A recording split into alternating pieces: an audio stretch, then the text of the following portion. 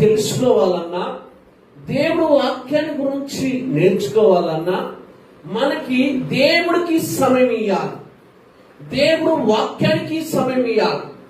దేవుడు వాక్యాన్ని వినటానికి సమయం ఇవ్వాలి. ఈరోజు నిజంగా దేవుడికి ఎంతమందిని సమయం ఇస్తున్నారు? ఎంతమందిని దేవుడు మందిరానికి సమయం ఇస్తున్నారు? ఎంతమందిని వాక్యాన్ని వినటానికి ఇష్టపడుతున్నారు? ఎంతమందిని పాటలు పాడటానికి ఇష్టపడుతున్నారు? ఎంతమందిని బైబిల్ చదవటానికి ఇష్టపడుతున్నారు? ఎంతమందిని మందిరానికి రావటానికి ఇష్టపడుతున్నారు?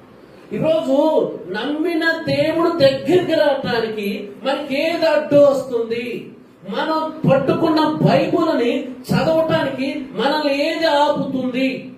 ఈ లోకంలో దేవుడు కన్నా, దైవ వాక్యము కన్నా, దేవుడు మందిరం కన్నా నీకేది ఎక్కువ?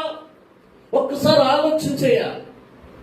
దేవుడికి దూరం చేసేది ఏంటిది? దేవుడు ఆరాధనకి దూరం చేసేది ఏంటిది? మనము దేనికి ఎక్కువ సమయం ఇస్తున్నాం? దేనికి ఎక్కువ విలువిస్తున్నాం? దేనికి ఎక్కువ రెస్పెక్ట్ ఇస్తున్నాం? ఒక్కసారి మనం ఆలోచన చేయాలి ప్రియులారా. ఒక్కసారి మనం గమనించాలి. ఈ సమయంలో దైవ వాక్యం వింటున్న నీవు ఎవరైనా నీకు ప్రశ్న అయితే సమాధానం చెప్పగలుగుతావా? నీ దేవుడి గురించి అడిగితే నువ్వు చెప్పగలుగుతావా? లేక నీ సాక్ష్యం గురించి నువ్వు చెప్పగలుగుతావా? ఒక్కసారి నువ్వు ఆలోచన చేయి.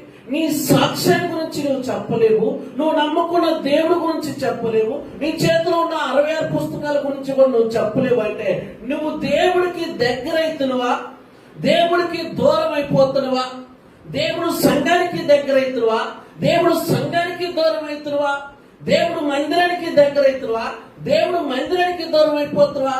అసలు ఒకసారి క్వశ్చన్ వేసుకోండి. నేను ఎందుకు దేవుడికి దూరం అయిపోతున్నాను? దేవుడు వాక్యానికి దూరం అయిపోతున్నాను?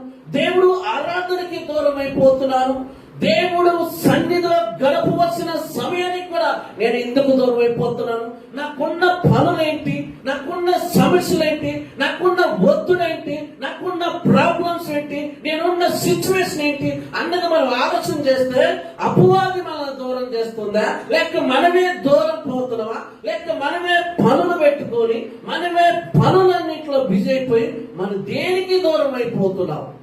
దేనికి మనం రెస్పెక్ట్ ఇస్తున్నాం? దేనికి మనం సమయం ఇస్తున్నాం? ఒక్కసారి మీరు ఆలోచన చేయండి ప్రియులారా.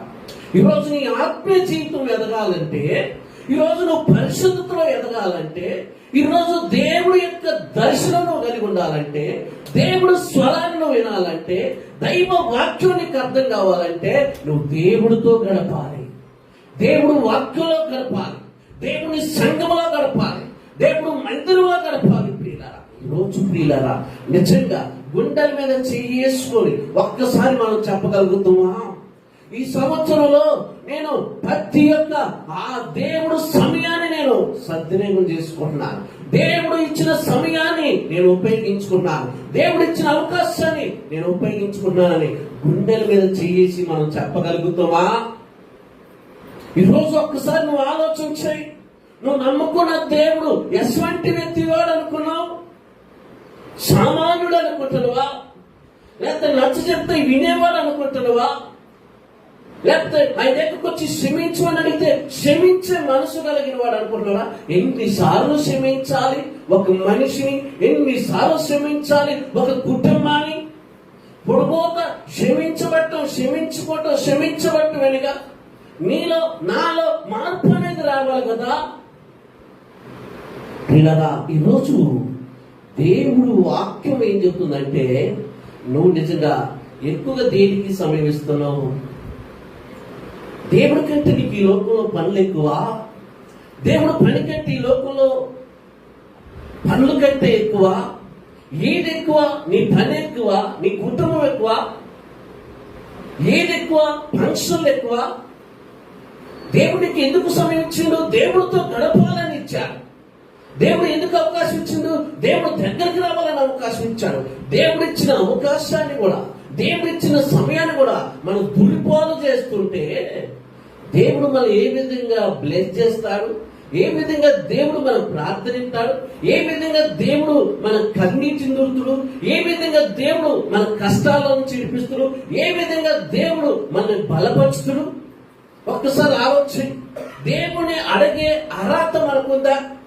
దేవుని అడిగే యోగ్యత మనకుందా? ఒక్కసారి ఆలోచన.